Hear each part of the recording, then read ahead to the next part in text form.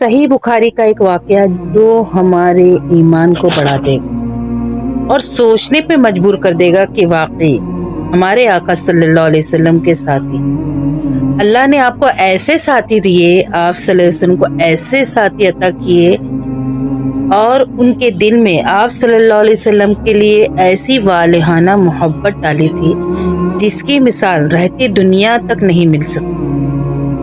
ایک دفعہ ایسا ہوا کہ ایک شخص حضور اکرم صلی اللہ علیہ وسلم کے پاس آیا۔ اس وقت کئی لوگ آپ صلی اللہ علیہ وسلم کے پاس موجود تھے اور اس شخص نے فرمایا، یا رسول اللہ صلی اللہ علیہ وسلم، میں بہت حاجت مند ہوں، یعنی میں سخت حاجت مند ہوں، مجھے کچھ کھلوا دیجیے۔ آپ صلی اللہ علیہ وسلم نے ایک شخص کو اپنے گھر کی طرف روانہ کیا جو آپ صلی اللہ علیہ وسلم کے ہر بیوی کے گھر گیا مگر وہاں کھانے کے لیے کچھ نہ ملا۔ بالآخر آپ صلی اللہ علیہ وسلم نے کہا کہ کیا کوئی ہے جو اس شخص کو آج رات اپنا مہمان رکھے گا؟ ایک انصاری صحابی اٹھ کھڑے ہوئے اور کہا، حضور میں انہیں اپنا مہمان رکھوں گا۔ پھر وہ انہیں اپنے ساتھ لے گئے اور اپنی بیوی سے کہا، دیکھو یہ رسول اللہ صلی اللہ علیہ وسلم کے مہمان ہیں، یہ بھوکے ہیں، انہیں کھانے کو دو، بھلے ہی آج ہمیں کھانے کو ملے نہ ملے لیکن یہ بھوکے نہ رہیں۔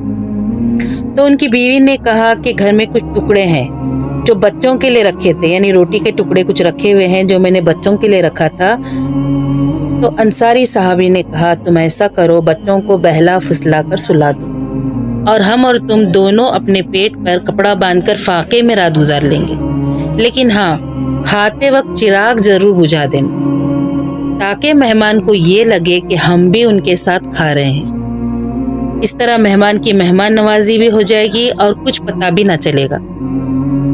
اب انہوں نے ایسا ہی کیا۔ اب جب دوسرے دن وہ صحابی نبی کریم صلی اللہ علیہ وسلم کے پاس آئے تو آپ صلی اللہ علیہ وسلم نے ان سے فرمایا کہ تمہارے اور تمہاری بیوی کے عمل سے اللہ بہت خوش ہوا اور ہنس دیا۔ اور قرآن میں سورہ حشر کی آیت نمبر 9 نازل ہوئی اور اللہ نے اس آیت مبارکہ میں ظاہر کر دیا کہ خود کی ضرورت کو کنارے رکھ کر دوسروں کی مدد کرتے ہیں، حالانکہ انہیں بھی اس چیز کی سخت ضرورت ہوتی ہے۔ جیسے کہ وہ صحابی، ان کے گھر میں خود فاقے تھے لیکن انہوں نے جو تھوڑا سا کھانا تھا وہ بھی مہمان کو کھلا دیا۔ پھر اللہ فرماتا ہے کہ جو بھی اپنے جی کی لالچ سے بچا لیا جائے گا وہی کامیاب ہے۔ مسلم شریف میں انصاری صحابی کا نام درج ہے، وہ تھے حضرت ابو طلحہ رضی اللہ تعالیٰ عنہ۔ اللہ ان سے راضی ہوا اور وہ اللہ سے راضی تھے ہر حال میں۔ یہاں سوچنے کا مقام ہے کہ کیا وہ بہت حیثیت والے تھے؟ نہیں، لیکن ان کی آخرت پر ان کی دنیا غالب نہیں آئی۔ جو صرف دنیا کو ہی حقیقت جانتے اور ساری بھاگ دوڑ دنیا کے لیے ہی کرتے ہیں، ایسوں کا آخرت میں کوئی حصہ نہیں ہوتا۔ وآخر دعوانا ان الحمد للہ رب العالمین۔ السلام علیکم۔